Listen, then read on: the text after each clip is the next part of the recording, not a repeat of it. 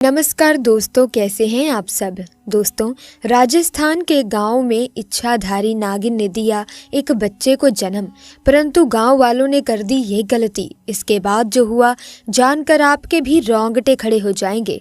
दोस्तों, हर एक इच्छाधारी नागिन के पास एक बहुमूल्य चीज़ होती है जिसे हम लोग नागमणि के नाम से जानते हैं। नागमणि से प्राप्त हुई शक्तियों के सहारे वो किसी का भी रूप धारण कर सकती है और कोई भी आकार ले सकती है। दोस्तों, कहते हैं कि एक साधारण नाग नागिन कार्तिक पूर्णिमा के दिन बगैर मणि के भी विशेष शक्तियां प्राप्त करते हैं। दोस्तों, नाग नागिन महादेव को ही अपना आराध्य देव मानते हैं। अगर आप भी महादेव के परम भक्त हैं तो सच्ची श्रद्धा से कमेंट बॉक्स में हर हर महादेव जरूर लिखें। दोस्तों, ये चमत्कारी घटना राजस्थान के एक गांव चांदपुर की है।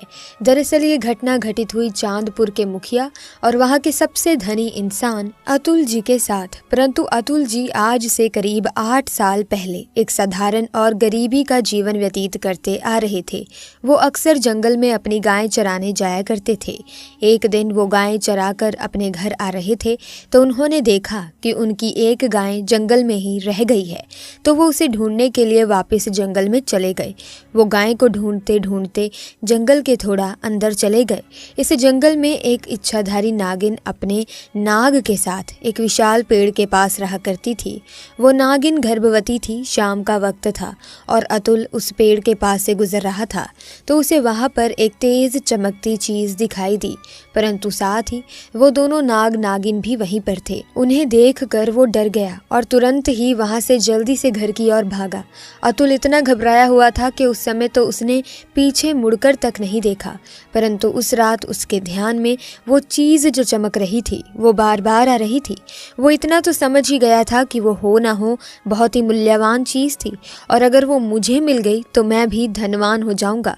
परंतु सबसे बड़ी मुसीबत थी वो दोनों नाग नागिन। अगले दिन वो वापिस जंगल उसी पेड़ वाले स्थान पर गया और कुछ दूर खड़े रहकर छिपकर उस पेड़ के पास रह रहे नाग नागिन को देखने लगा। कुछ देर देखने के बाद उसने ध्यान दिया कि नागिन तो गर्भवती है। वो उस रात घर आकर सोचने लगा कि ये अच्छा मौका होगा कि जब नागिन अपने बच्चे को जन्म देगी तभी वो नागमणि चोरी कर लेगा, क्योंकि उस समय नागिन कमज़ोर होगी। बस नाग को मारना होगा। दोस्तों, कहते हैं कि अगर किसी नाग के मुंह की तरफ गोबर मार दिया जाए तो वो अपना होश खो बैठता है। अब अतुल हर रोज़ गोबर लेकर उस विशाल पेड़ के पास छुपकर सही मौके का इंतज़ार करने लगा। एक दिन वो मौका भी आया जब नागिन अपने बच्चे को जन्म देने वाली थी। तभी चुपके से अतुल ने नाग के मुंह पर तेज़ी से गोबर मारा और फिर एक बड़े पत्थर से नाग को मार डाला।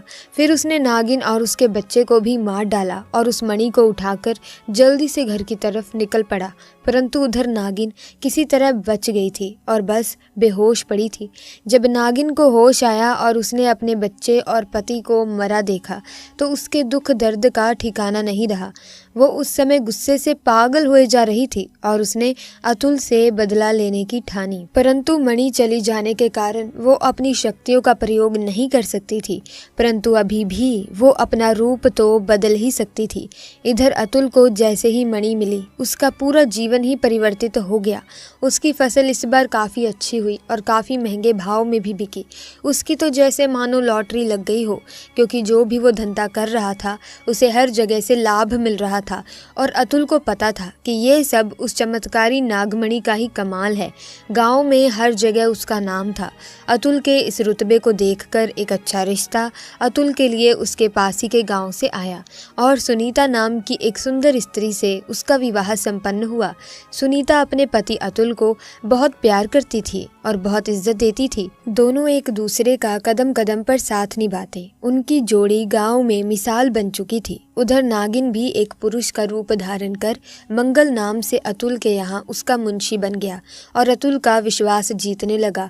अतुल भी मंगल के व्यवहार और वफादारी को देख उसे अपना भाई समान ही मानने लगा। एक दिन सुनीता अपने पति अतुल के पास आती है और बताती है कि तुम पिता बनने वाले हो, मैं गर्भवती हूँ। ये सुन अतुल की खुशी का ठिकाना नहीं नहीं रहा। उस दिन वो खुद अपने मुंशी मंगल के पास गया और बोला कि देखो मंगल, मेरा कोई भाई नहीं है, परंतु जब से तुम्हारा साथ मिला है तुम मेरे सगे भाई से भी कहीं अधिक बन चुके हो। आज मैं बहुत खुश हूँ, इसीलिए आज मैं अपनी पत्नी और तुम्हें एक खास जगह ले जाना चाहता हूँ, क्योंकि मेरा इस दुनिया में तुम लोगों के सिवा कोई नहीं है। और वो अपनी पत्नी और मंगल को कार में बिठाकर गांव के कोने में ले जाकर कार एक छोटी सी कुटिया के सामने रोकता है और बताता है कि जब वो छोटा था तब इसी कुटिया में उसकी माँ की जान उसे जन्म देते ही चली गई थी। उसके पिता तो पहले ही गुजर चुके थे। तब एक बूढ़े बाबा ने उसकी माँ को वहीं दफना दिया और अतुल को उसी बूढ़े बाबा ने पाला था। अतुल बताता है कि जब भी उसके साथ कोई बुरी घटना होती है या वो दुखी होता है तो बस वो इसी कुटिया के पास चला आता है। यहाँ उसे एक अनोखा सुकून का एहसास होता है। अतुल आगे बताता है कि आज तुम दोनों को मैं इसीलिए यहाँ लाया हूँ क्योंकि तुम दोनों अब मेरी ज़िंदगी का एक अहम हिस्सा बन चुके हो। दोस्तों, ये सुन सभी की आंखों में पानी भर आता है। कुछ देर रुकने के बाद जब वे वापस पहाड़ी से होते हुए घर को जाते हैं तो अचानक उनकी गाड़ी पहाड़ी पर एक बड़े पत्थर से टकराती है और गाड़ी को जोर का झटका लगता है, जिसके कारण अतुल तो कार में ही फंसा रहता है, परंतु उसकी पत्नी सुनीता पहाड़ से नीचे गिर एक पेड़ पर अटक जाती है और उस पेड़ के ठीक नीचे बहुत ही गहरी खाई थी। दोस्तों, वो रात कार्तिक पूर्णिमा की ही थी। मंगल अपनी शक्तियां पाकर पुनः नागिन रूप धारण कर लेता है। अतुल मंगल को देखकर चौंक जाता है क्योंकि मंगल अब नागिन में पुनः बदल गया था।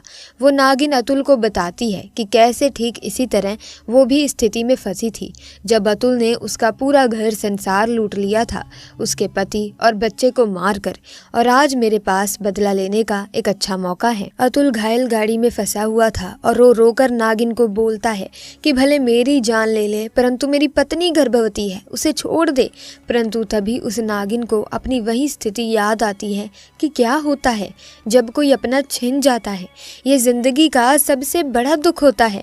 नागिन ने अतुल का उसकी पत्नी के प्रति सच्चा प्यार देख उसे माफ कर दिया और सुनीता को उस पेड़ से निकाल बचा लिया था तथा दोनों को हॉस्पिटल छोड़ खुद वापस जंगल में उसी विशाल पेड़ के पास चली गई।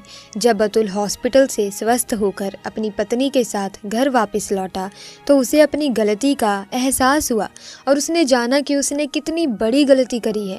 वो नागमणि को लेकर उसी विशाल पेड़ के पास गया और उस पेड़ के पास उस नागमणि को रख फूट फूट कर रोने लगा और शाम को घर वापस आ गया। दोस्तों, कभी कभी इंसान लालच में इतनी बड़ी गलती कर बैठता है कि फिर उस गलती को कभी भी ठीक नहीं किया जा सकता, बस अंत में पछतावा ही रह जाता है। आपको ये घटना कैसी लगी हमें कमेंट सेक्शन में ज़रूर बताना। इसी के साथ आप लोगों की जानकारी के लिए बता दें कि इच्छाधारी नाग नागिन बहुत ही खतरनाक होते हैं।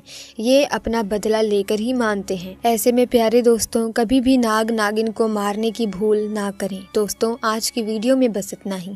अगर वीडियो में बताया गया वाक्य, बताई गई घटना अच्छी लगी तो इस वीडियो को लाइक ज़रूर करें।